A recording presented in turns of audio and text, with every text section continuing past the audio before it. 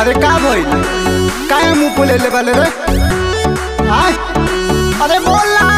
Presented by Rajat Raj Entertainment.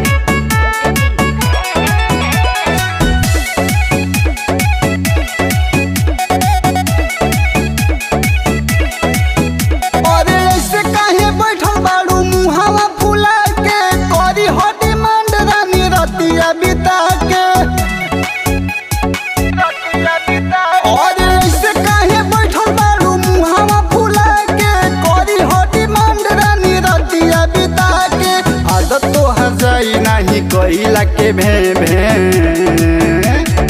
खाना मांगेगा हम भी कहेंगे खाना मांग के देखे राजा जी तब हम हो करब खाना मांग के देखे राजा जी तब हम हो करब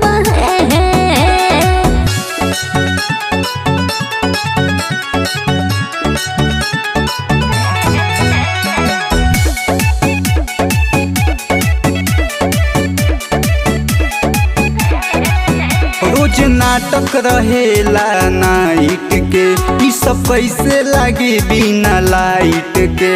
अरे राजा लेला तू कनेक्शन पोलावा से देखो चुआता पसीना हम लोलावा से हवा लागे ना पलनिया के होलावा से बॉडी कूल कदा लागे कोको कोलावा से ठीक नई खेरहन बकरी के जैसे बे खाना मांगेगा हम भी कहेंगे खाना मांग के देखे राजा जी तब हम हो करब खाना मांग के देखे राजा जी तब हम हो करब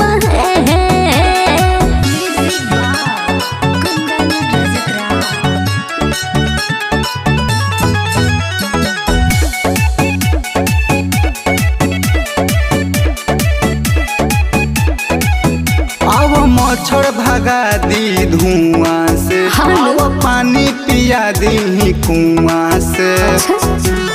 अब हमारो सुन ले तोहरा बात के बेसुना हम कोई दे हम खरिया में माटी गोबर लाके धोई दे डंडवा सारा बजाइए। दुख रबी नैहर में कही दे हम देवरा सुन संगे सुन हम रहिले हम गाँव टोला वो भी देख तारे कोई तोहर पे खाना मांगेगा हम भी कहेंगे खाना मांग के देखे राजा जी तब हम हो करब खाना मांग के देखे राजा जी तब हम हो